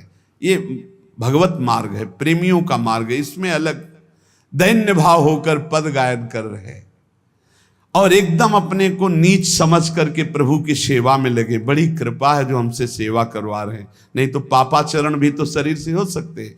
दो बातें यदि हो रही तो तुकाराम जी कह रहे हैं कि नाम जब बहुत शीघ्रता से निरंतर चलने लगेगा। यदि श्री जी की सेवा और श्री जी के गुणों का गायन, लीला गायन दैन्य होकर, जैसे राजा के सामने कुछ चंद धन के लिए सूत मागध बंदी जन उनका जस गाते, ऐसे हम प्रेम के लिए अपने आराध्य देव का जस गाते हैं। श्री तुकाराम जी कह रहे हैं कि बड़े बड़े देवता भी इच्छा करते कि मृत्यु लोक में मानव देह में हमारा जन्म हो जाए, तो हम ऐसा भजन करेंगे कि भगवान को प्राप्त कर लेंगे, स्वर्ग से भी ऊंची स्थिति प्राप्त कर लेंगे। और तुम मृत्यु लोक के भोगों में फंसकर भगवान को छोड़ रहे हो। तुकाराम जी कह रहे स्वर्ग के देवता इच्छा करते कि कभी भगवान हम पर कृपा करे, हमें मृत्यु लोक में मानव देह दे दे जिससे मैं भजन करके भगवान को प्राप्त करूं, और तुम मृत्यु लोक के भोगों में भगवान के भजन को छोड़ रहे हो। स्वर्ग के देवता स्वर्ग और स्वर्ग के भोग छोड़कर मृत्यु लोक में मानव देह में आकर भजन करके भगवान को प्राप्त करना चाहते हैं। आपको सहज में अवसर मिला मानव देह, अब मृत्यु लोक के भोगों में फंस करके नाम जप मत छोड़ो। इंद्रियां ये कलह करती ही रहेंगी यदि भगवत प्राप्ति नहीं हुई थी। मुझे ये भोग भोगना है, नेत्रेंद्री कहेगी मुझे देखना है, श्रवणेंद्री कहेगी मुझे सूंघना है, जनेंद्री कहेगी मुझे भूंगना। ये सब इंद्रियां, घ्राणेंद्री सूंघने की तरफ, श्रवणेंद्री सुनने की तरफ, भोग इंद्रियां भोगने की, कितनी कलह है। ये कलह तब तक बनी रहेगी जब तक भगवत प्राप्ति नहीं होगी। कल एक प्रश्न कर रहे थे कि मैं बैंक में ऑफिसर हूं, मेरी कामना थी कि मैं एक बड़ा पदाधिकारी बनूं, तो बन गया, लेकिन मुझे शांति क्यों नहीं मिली। मैं अधिकारी हूं, मेरे पास सब भोग सामग्री, जो मैंने कामना की थी सब, फिर भी मन अशांत क्यों रहता है? उनका एक ही कारण है, मन को विश्राम भगवान के चरणों से ही मिलेगा। तब लग कुशल न जीव को, सपने हो मन विश्राम, जब लग भजत न राम को, शोक धाम तज काम। कह रहे हैं यहाँ तुकाराम जी, इंद्रियां परस्पर कलह करती रहेंगी जब तक भगवत साक्षात्कार नहीं होगा। जब इंद्रियों में अशांति, मन में अशांति, तो तुम्हें शांति का कैसे अनुभव हो जाएगा? देखो, बहुत ज्ञान की बात, तुम शरीर के रोम गिन सकते हो लेकिन भगवान की विभूतियों को नहीं गिन सकते। और जब तुम नाम जप करोगे तो सारी विभूतियां आप पर कृपा करेंगी, सारी विभूतियां आप पर कृपा करेंगी। मेरी जिससे प्राप्ति होती है वो शुद्ध पुण्यात्मा होता है। शुद्ध पुण्यात्मा वही है जिसके मुख में मेरा नाम होता है। तुकाराम जी कह रहे हैं, श्री भगवान कह रहे हैं, मेरी जिससे प्राप्ति होती है वो शुद्ध पुण्यात्मा होता है। शुद्ध पुण्यात्मा कौन होता है? जिसके मुख में मेरा नाम होता है, जो मेरा अनन्य गति का होता है, उसी को प्रेम प्राप्त होता है। और जो मेरे नाम का अनन्य हो जाता है उसे मेरी अनन्य गति प्राप्त होती है। पकड़ो, महापुरुषों के वचनों को पकड़ो, सब नाम है, सब नाम। जैसे गर्भिणी स्त्री को परोसा गया तो उसको जब तृप्ति हुई तो गर्भस्थ बालक को पुष्टता अपने आप प्राप्त हो जाती है। ऐसे ही जब भक्त प्रसन्न हो जाता है तो भक्त के हृदय में विराजमान भगवान अपने आप संतुष्ट हो जाते हैं। तो नाम जप करे और भक्तों की आराधना करे, अपनी कोई स्वतंत्र इच्छा ना रखे, अपनी इच्छा को भगवान की इच्छा में समर्पित कर दे। माली जल को जिधर ले जाता है उधर ही जल प्रवाहित होने लगता है। हमारे जीवन बगीचा के मालिक हैं भगवान गुरुदेव। जिधर वो हमको ले जा रहे हैं हमको उधर ही बहते चले जाना है। अगर उधर नहीं जाओगे तो प्रवाह फूट पड़ेगा और गलत दिशा की तरफ चला जाएगा। तुकाराम जी कह रहे हैं, मधुर और विशद आनंद देने वाला भगवान का नाम है। देखो, जल में भेद नहीं होता, जल सब में गिरता है, लेकिन अपने भावानुसार उसका स्वरूप अलग हो जाता है। जल तो ईख में भी गिरता है तो वही जल मधुर गन्ने का रस बन जाता है, और जल धतूर में भी गिरता है जिससे उसका फल पुष्ट होता है, वो जहर बन जाता है। जल केले में गिरता है जिससे कपूर बन जाता है। जल सीपी में गिरता है तो मोती बन जाता है। जल तो समान भाव से बरसता है लेकिन अधिकारानुसार उसका फल अलग अलग हो जाता है। तो जो उपासक भगवान में डूबा हुआ है वो महामधुर रस, विशद आनंद, विभिन्न विभूतियों का कृपा पात्र बन जाता है। और जो भगवान से विमुख है तो कृपा उनको भी की, मानो दे दिया है, पापाचरण करके अपने जहर जैसा जीवन बना लेते हैं, अशांति में जीवन बना लेते हैं। चित्त मगन होकर के जब नाम गुणगान करता है, जब वाणी कंठ अवरुद्ध होने लगता है, शरीर में रोमांच हो जाता है, आंखें अधकुली और अश्रु वर्षा होने लगती है, शरीर में आनंद की लहर तरंगायमान होकर कंपायमान शरीर को कर देती है, ऐसा जब सुख प्रकट होता है तो जीव की जीव दशा नष्ट हो जाती है और वो भगवत स्वरूप हो जाता है। बनावटी नहीं, स्वाभाविक ये स्थिति। जब नाम गुण कीर्तन करते हुए ऐसी मस्ती छाती है, आपाद मस्तक, शरीर के चरण से लेकर मस्तक तक रोमांच हो गया, आंखें अधखुली हैं, चेष्टा रहित है, आनंद जल अश्रु रूप में बरस रहा है और ऐसी लहर आनंद की उठ रही कि शरीर कंपायमान हो रहा है, महासुख अलौकिक रस जब प्रकट होता है ऐसा, तो जीव की जीव दशा नष्ट हो जाती है और अपने स्वरूप में स्थित हो जाता है। संसार में रहते हुए, क्रिया करते हुए कोई कैसे मुक्त हो सकता है बिना अक्रियत्व आए? क्योंकि जो क्रिया करेगा उसका कर्म बनेगा, कर्म बनेगा तो अवश्य में भोक्तव्यम कृतम कर्म शुभाशुभम। तो कह रहे हैं तुकाराम जी, नटनाट्य अवधे संपादिले सोंग, ये जगत का जो नाटक का स्वांग रचा है उस परमात्मा ने रचा है। तुम भी उसी स्वांग के एक हिस्से हो, बस स्वांग मात्र करो, सच्चाई से नहीं। तुम न किसी के सच्चे पति हो, न किसी के पुत्र हो, न किसी के पिता हो, न किसी की पत्नी हो। तुम भगवत स्वरूप हो, स्वांग मिला है, स्वांग करो।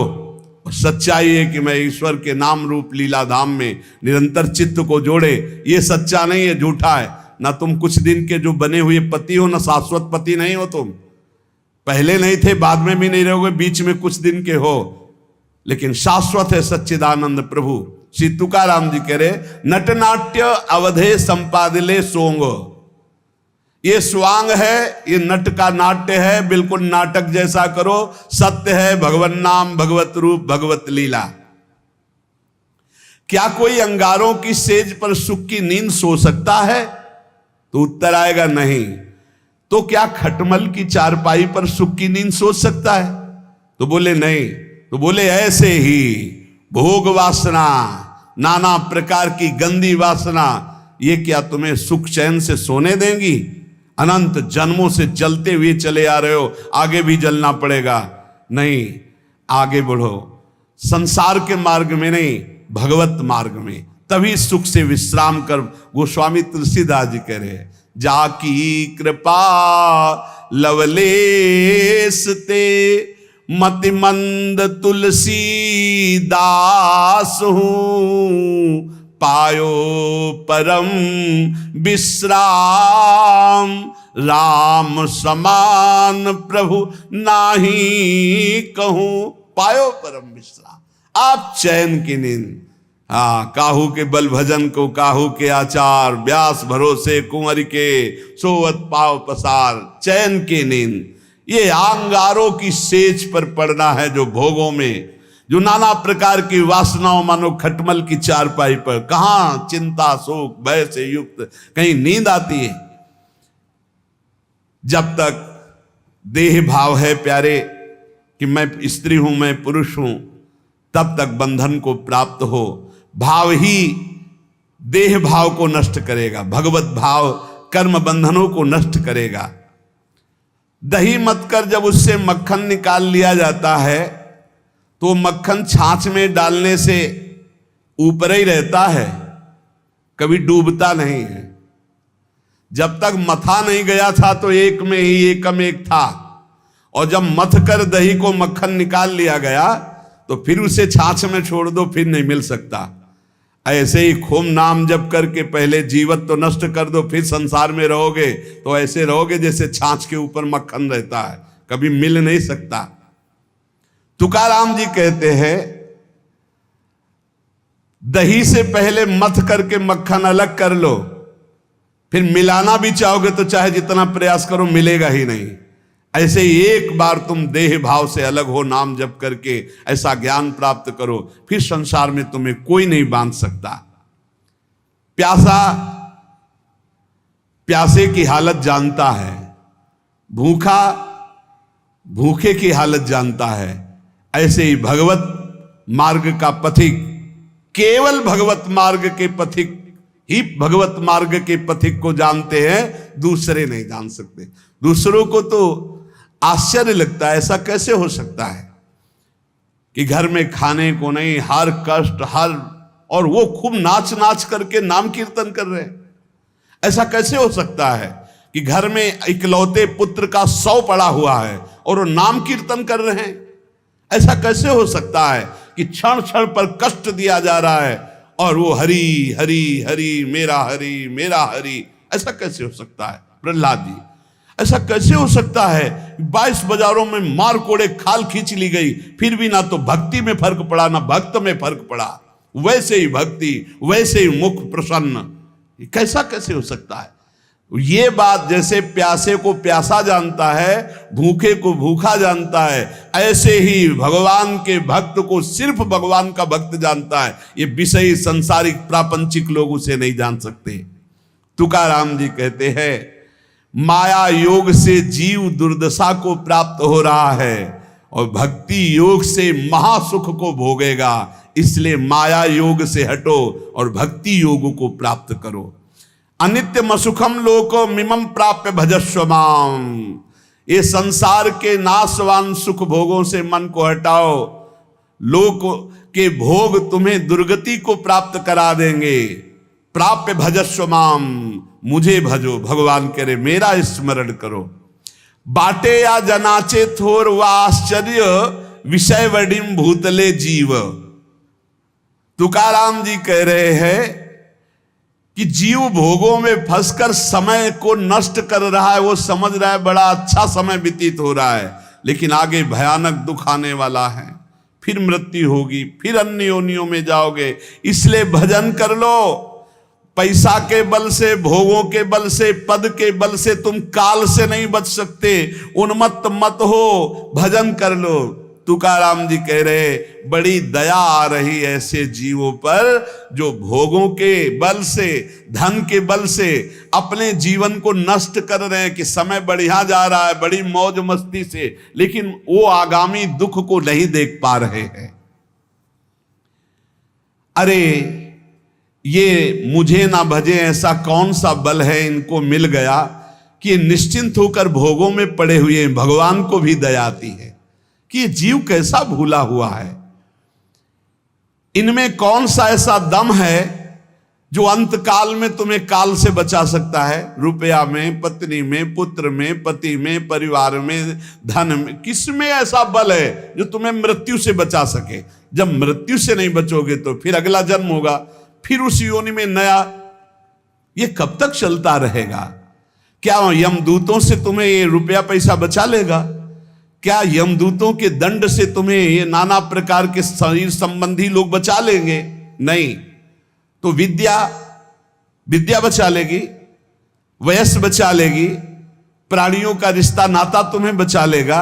अरे अब होश में हो जाओ। संसार काल का कलेवा है, इसमें कोई नहीं बचेगा, सब मरेंगे। इसलिए नाम जप कर ले, अपने को बचा ले। बचाना क्या है? देह भाव से हट गए, बच गए।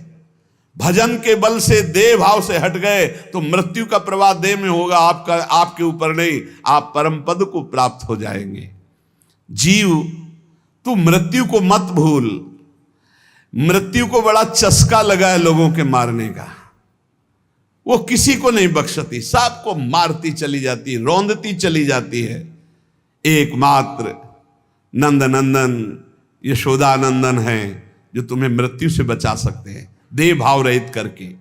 चाहे कोई कितना बुद्धिमान हो,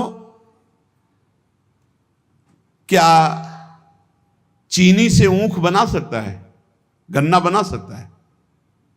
गन्ने से चीनी तो बन गई, लेकिन चीनी से गन्ना खड़ा कर सकता है फिर? कभी भी कितना भी बड़ा विज्ञानी हो, गन्ने से चीनी बन गई, गन्ने का रस फिर उबाला गया, फिर वो चीनी बनने के अधिकार में आ। पर चीनी से गन्ना बना सकता है? तो बोले नहीं। तो बोले वैसे दिमाग खर्च कर ले, तू जन्म जन्मांतर में मृत्यु के चक्कर में पड़ा हुआ है। जब तक तू भगवान का भजन नहीं करेगा तब तक तू सुख नहीं प्राप्त कर सकता। सुख सिंधु से तू प्रकट हुआ है, अब सुख सिंधु का भजन कर ले, नहीं तो तू सुख सिंधु खड़ा नहीं कर सकता संसार में। मकान बना के, करोड़ों अरबों रुपया जमा करके, नाना प्रकार, जैसे चीनी से फिर ऊख नहीं बनाया जा सकता, ऐसे तू लाख उपाय कर ले अपनी बुद्धि से। इस दुखालय संसार में तू है सुख स्वरूप, लेकिन तू सुख नहीं पा सकता बिना सुख सिंधु का भजन के। गर्भवास में तूने वादा किया था कि हर जीव वादा करता है, एक बार मुझे यहां से निकाल दो, मैं भजन करके भगवान को प्राप्त करूंगा। अरे उस वादे को भूल गया। भगवान शेषनाग भी अपनी 2000 जिह्वा से जिनका नाम गुणगान करते हैं, वेद भी जिनका नेति ने, उनसे वादा किया था तूने कि एक बार गर्भ से बाहर कर दो मैं तुम्हारा भजन करूंगा। बौरा गया, इस माया में आके फिर बौरा गया, अपनी जिह्वा से व्यर्थ की बातें करके, दिमाग से नाना प्रकार के प्रपंच का चिंतन करके फिर फंस गया चक्कर में, वो वादा भूल करके। इसलिए श्री तुकाराम जी कहते जीवात्मा तू ही अपना तारक है और तू ही अपना मारक है। यदि तूने वादा निभाया और भजन किया तो अपने को तार लेगा, और यदि वादा भूलकर फिर प्रपंच के चिंतन में लगा तो अपने को मार देगा। तू अपना उद्धारक बन रे जीव, तू मुक्त है, मुक्त हो जा। सोच, ये संसार तेरे को कभी सुख नहीं दे पाया, तो अब क्या तुझे सुख देगा। इसलिए जैसे भोजन पाने से तृप्ति होती है एक एक कवल से, ऐसे एक एक नाम से संसार से वैराग्य, स्वरूप का बोध और भगवान से प्रेम होता है। इसलिए निरंतर नाम जप करो, जो हमारे जीवन का परम लाभ है नाम। हर समय नाम जप करते रहो, जहां संत जन मिले दौड़ कर जाओ, चरण वंदना करो, उनके वचन सुनो। भगवत चर्चा सुनने से नाम जप में बड़ा उत्साह होता है। भजन न होई संग बिन, भजन बिना नहीं प्रेम, और भजन के बिना भगवत प्रेम नहीं हो, प्रेम के बिना इस संसार से मुक्ति नहीं। क्योंकि जब भगवत प्रेम होता है तो शरीर राग नष्ट हो जाता है। नहीं, ये बड़ा कष्टमय शरीर है। अभी भगवान कृपालु हैं, आपको कष्ट का समय नहीं आया इसलिए आप नहीं समझ पा रहे हैं। नहीं, बड़ा कष्ट करना ही है, जी नहीं सकते। बड़ी मतलब आप समझो, अगर स्थिति ना हो तो प्रतिपल कष्ट का समय है, प्रतिपल कष्ट का समय। अगर भगवान का चिंतन न हो तो क्या चिंतन है, क्या कष्ट का चिंतन है, हर समय कष्ट। तो ये क्या हमारे ऊपर ही है क्या? सब जीव को भोगना पड़ेगा। आपकी लंबी यात्रा है, हजारों जन्म बार बार ले लेकर भोगना, इसलिए ऐसे भोगों में फंस करके तुम्हें भुलावे में माया डाल रही। इसलिए हमारी प्रार्थना है इसी जन्म में भजन करके जो कष्ट मिले सह करके मुक्त हो जाओ, बस यही जीवन का परम लाभ है। निरंतर नाम जप ही सब शास्त्रों का, सब भक्तों का है। देखो तुकाराम जी की बात सुनी कि पूरा जीवन कष्ट में, यहां तक ऐसी स्थिति आई कि अन्न के बिना पत्नी मर गई, बच्चे प्राण पोषण के लिए अन्न नहीं रहा, लेकिन भक्त ने अपनी निष्ठा नहीं तोड़ी। निरंतर नाम कीर्तन, संत चरणामृत, संत चरण रज का सेवन करके ऐसी ऊंचाई पर पड़े कि आखिरी में जब तो भगवान वो कह रहे, देखो भगवान श्री हरि विमान लेकर आ रहे हैं। भगवत पार्षद आए, विमान आया, सबसे प्रणाम किया और विमान में चढ़कर तुकाराम जी भगवान के धाम को गए। भक्तों के शरीर ऐसे छूटते हैं, उनको स्मृति ही नहीं रहती कब शरीर छूट गया, और दिव्य देह से भगवान के समीप चले जाते। यही लाभ लेने के लिए हमें जन्म मिला है। खूब नाम जप करो, किसी का बुरा मत करो, किसी की निंदा मत करो। ये सब बातें हमारे भजन से हमें विघ्न पहुंचा करके अलग कर देती। और भजन भजन यही जीवन का सार है। जितना भजन कर लो, नहीं मृत्यु नजदीक आती चली जा रही। शेष चर्चा आगे। श्री राधा वल्लभ लाल की।